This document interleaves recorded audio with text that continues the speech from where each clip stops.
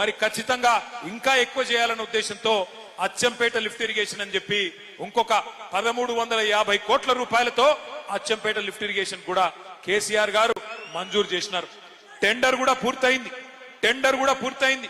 ఈ 2 నెలల్లో రేవంత్ రెడ్డికి నిజంగానే నల్లమల బిడ్డ అయితే, అచ్చంపేట గడ్డ మీద పుట్టిన కొండారెడ్డి పల్లిలో పుట్టిన బిడ్డ అయితే ఈ 2 ఏళ్లు సరిపోలేదా పూర్తి చేసేందుకు? పూర్తి చేయలేదు. ఎక్కడ ఉన్నదాన్ని అక్కడనే వదిలిపెట్టిండు. మరొక 75,000 ఎకరాలకు మీకు కూడా నీళ్లు వస్తా ఉండే. ఇంకొక మాట కూడా నేను చెప్తా ఉన్నా. పాలమూరు రంగారెడ్డి ఎత్తిపోతల పథకం చెప్తా కాలేజ్ ఫీజు గురించి. పాలమూరు రంగారెడ్డి ఎత్తిపోతల పథకం కేసీఆర్ గారు 90% పూర్తి చేసినారు. ఏదులా పూర్తయింది, నార్లాపూర్ పూర్తయింది, వట్టెం పూర్తయింది, కరివెన రిజర్వాయర్ పూర్తయింది, ఉద్దండాపూర్ పూర్తయింది. మొత్తం రిజర్వాయర్లన్నీ పూర్తయినాయి. 90% పూర్తయింది. నార్లాపూర్ దగ్గర ఒక పంపు కూడా చాలు చేసి నీళ్లిచ్చే అవకాశం కూడా ఉన్నది. 90% పూర్తయితే ఆ పథకం ఇంకొక 10% మాత్రమే పూర్తి చేయాల్సి ఉంటే రేవంత్ రెడ్డి దాన్ని మాత్రం ముట్టుకుంటలేడు.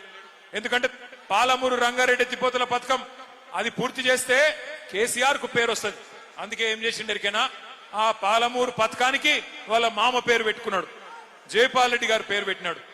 మరి జైపాల్ రెడ్డి గారు ఏం చేసిండ్రో, ఆయన పథకంకి ఏమో ఆయనకి ఏం సంబంధమో నాకైతే తెలియదు. నేను మిమ్మల్ని అందరినీ కోరుతా ఉన్నా, పాలమూరు ఎత్తిపోతల పథకం గాని అచ్చంపేట ఎత్తిపోతల పథకం గాని ఈ రెండింటినీ పండబెట్టిండు, ఈ రెండింటినీ పక్కన పెట్టిండు. ఆల్మట్టి అక్కడ కడుతుంటే కృష్ణలో ఒక్క చుక్క నీరు రాకుండా పక్కన కర్ణాటక కాంగ్రెస్ ప్రభుత్వం కుట్ర చేస్తుంటే నోరు మూసుకొని ఉన్నాడు. ఎక్కడ రాహుల్ గాంధీ తీసి పారేస్తాడేమో అని భయపడతా ఉన్నాడు.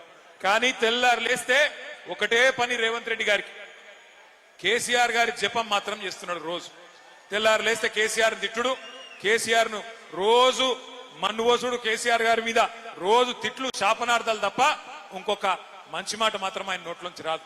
ఒకసారి ఆలోచించండి. మనం కూడా చాలా మంది ముఖ్యమంత్రులను చూసినాం. ఎన్టీ రామారావు గారిని చూసినాం, తర్వాత చంద్రబాబు నాయుడు గారిని చూసినాం, తర్వాత రాజశేఖర రెడ్డి గారిని చూసినాం, తర్వాత రోషయ్య గారిని చూసినాం, కిరణ్ కుమార్ రెడ్డి గారిని చూసినాం, ఆ తర్వాత కేసీఆర్ గారిని చూసినాం, ఇప్పుడు రేవంత్ రెడ్డి గారిని చూస్తా ఉన్నాం. ఎవరైనా ముఖ్యమంత్రి ఆ పదవిలో కూర్చున్న పెద్ద ఆయన ఎన్నడన్నా రేవంత్ రెడ్డి మాట్లాడినంత హీనంగా, రేవంత్ రెడ్డి మాట్లాడినంత దరిద్రంగా ఎవరన్నా ముఖ్యమంత్రి మాట్లాడిండా? ఒక్కసారి ఆలోచన చేయండి. ఎంత గలీజు మాటలు మాట్లాడతాడు ఆయన. నీ గుడ్లు వీకి గోటీలు ఆడతా అంటాడు, నీ మెడల పేగులు తీసుకొని నీ పేగులు తీసుకొని మెడలు వేసుకుంటా అంటాడు. పేగులు తీసుకునేది బోటి కొట్టాడు ఆయన. నాకు అర్థం కాదు, పేగులు తీసి మెడలు వేసుకుంటా, ఇటువంటి మాటలు. ఇంకా గలీజ్ ఏంటంటే, ఇప్పుడు ఇక్కడ అచ్చంపేట జనగర్జనలో ఒక 15-20 వేల మంది ఉన్నారు. మీరు ఇక్కడ ఎవరన్నొక్కలు అప్పు లేని వాళ్ళు ఎవరు ఉన్నారా? బాకీ లేని వాళ్ళు ఎవరు ఉన్నారా? ఉంటే బాకీ లేనోళ్ళు బాకీ ఉన్నోళ్ళు చేయి కింద పెట్టండి. బాకీ లేనోళ్ళు ఎవరైనా ఉంటే ఒక మర్రిజనార్దన్ రెడ్డికినే లేకపోవచ్చు, కానీ ఉందా నీకేమన్నా? ఆయన ఒక్కరికి లేదంటే కానీ మిగతా వాళ్ళకి అందరికి బాకీ ఉన్నది. ఇప్పుడు మనిషి అనేటోనికి బాకీ ఉంటది, మర్రికి కూడా ఉంటది. చెప్తలేడు కొద్ది సిగ్గుతుంది, కానీ అదానికి బాకీ ఉంటది, అంబానికి కూడా బాకీ ఉంటది, వెంకటేశ్వర స్వామికి కూడా బాకీ ఉన్నది. తిరుమల దేవుడు వెంకటేశ్వర స్వామికి అంత పెద్దోడు, ఆయనకే బాకీ ఉన్నది. బాకీ ఉన్నా మనందరికి బాకీ ఉన్నది, అందరికి అప్పులు ఉన్నాయి. కానీ తిట్టుకుంటాం, ఆ రోజు బయట చెప్తామా, నేను దివాలా తీసినా, నేను సంకనాకి పోయినా, నాకు బాకీ ఉన్నది, నేను ఎత్తిపోయినా అంటే ఎవడన్నా మార్కెట్లో మనకు విలువ ఉంటుందా?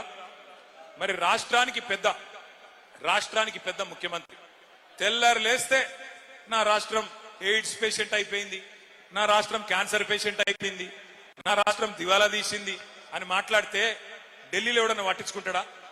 మళ్ళీ ఆయననే చెప్తాడు. ఏం చెప్తాడు? ఢిల్లీలో నన్ను ఎవడు అపాయింట్మెంట్ ఇస్తలేడు, అక్కడ పోతే నన్ను దొంగను చూసినట్టు చూస్తున్నారు.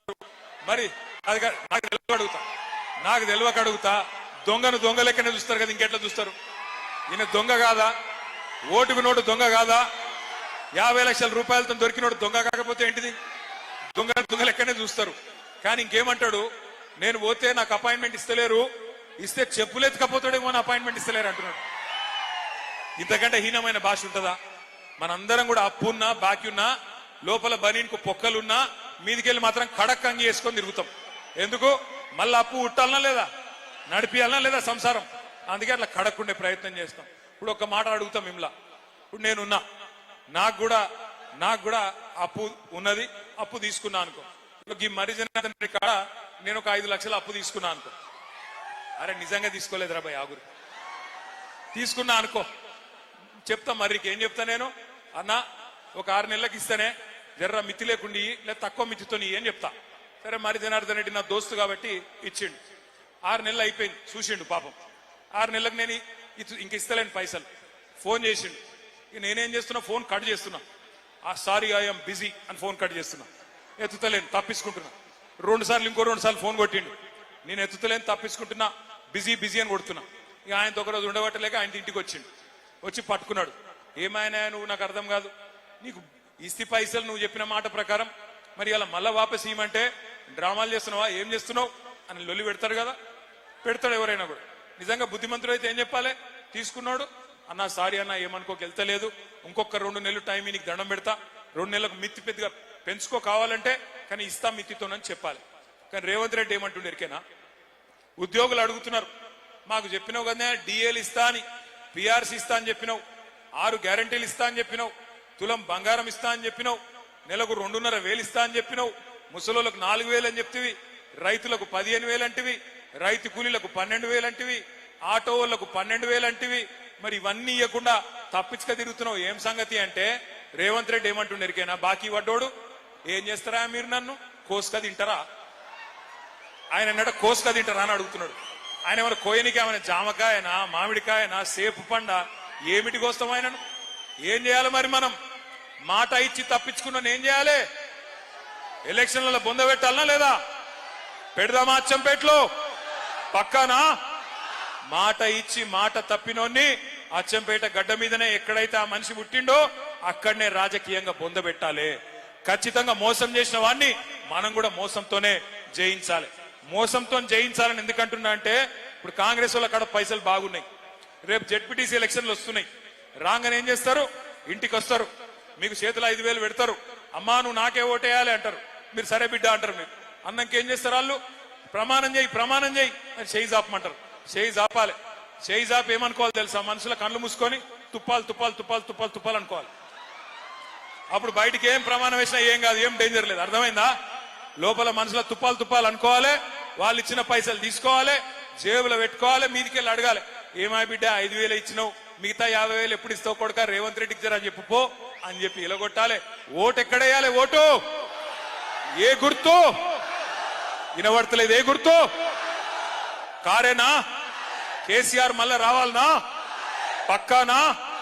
పక్కా అయితే నేను మిమ్మల్ని కోరేది ఒకటి, అచ్చంపేటలో ఎవరో ఉన్నారు ఎవరో పోయినరని బాధపడే అవసరం లేదు. గింతమంది మీరుండంగా గులాబీ దండుకొచ్చిన భయమేమి లేదు, ఇబ్బంది ఏం లేదు. మంచి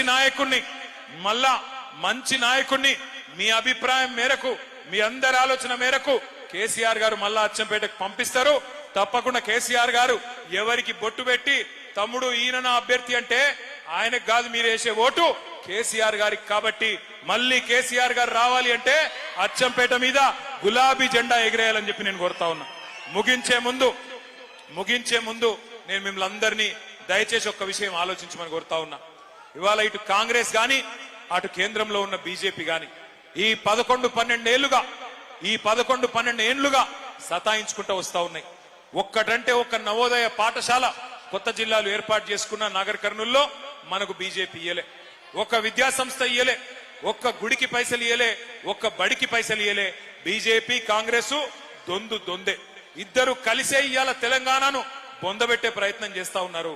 ఇద్దరు కలిసి రాజకీయంగా మరి మనని ఎదుర్కోలేక కేసీఆర్ గారిని మరి అప్రతిష్ట పాలు చేసే ప్రయత్నం చేస్తా ఉన్నారు. ఆలోచన చేయండి మీరు. ఇద్దరు కలిసి ఉన్నారని ఎందుకంటున్నా అంటే, సరిగ్గా నిన్న సెప్టెంబర్ 27 పోయిన సంవత్సరం తెలంగాణ రెవెన్యూ మంత్రి పొంగులేటి శ్రీనివాసరెడ్డి కాంగ్రెస్ మంత్రి, ఆయన ఇంటి మీద ఈడీఓడు రైడ్ చేసిండు. ఈడీ ఎన్ఫోర్స్మెంట్ డైరెక్టరేట్ రైడ్ చేస్తే ఆ రైడ్లో మరి టీవీలలో వార్తలు వచ్చినాయి, ఇంట్లోకి 2 నోట్లను లెక్క పెట్టే మెషిన్లు పోతున్నాయి, పెద్ద మెషిన్లు పోతున్నాయి, గుట్టలుగా పైసలు ఉన్నట్టున్నాయి అని చెప్పి టీవీలలో వార్తలు వచ్చినాయి. ఆ రైడ్ జరిగి 1 సంవత్సరం అయిపోయింది. సంవత్సరం అయిపోయినా కూడా ఆ మంత్రి గారు నోరిపుతలేడు, ఈడీఓడు నోరిపుతలేడు. అంటే కాంగ్రెస్ వాడు మాట్లాడతలేడు, బీజేపీ వాడు మాట్లాడతలేడు. ఇద్దరు మంచిగా కలిసిమెలిసి అండర్స్టాండింగ్ లో బ్రహ్మాండంగా పనిచేసుకుంటా ఉన్నారు. అందుకే గుర్తుపెట్టుకోండి, ఇక్కడ తెలంగాణలో ఉన్నది కాంగ్రెస్ ప్రభుత్వం కాదు, తెలంగాణలో ఉన్నది జాయింట్ వెంచర్ ప్రభుత్వం, కాంగ్రెస్ బీజేపీ కలిపి నడుపుతున్న ప్రభుత్వం తప్ప ఇది కాంగ్రెస్ ప్రభుత్వం కాదు. అందుకే రెండు పార్టీలను బొందబెట్టేందుకు మీకు అచ్చంపేటలోనే బ్రహ్మాండమైన అవకాశం ఉన్నది. స్థానిక సంస్థల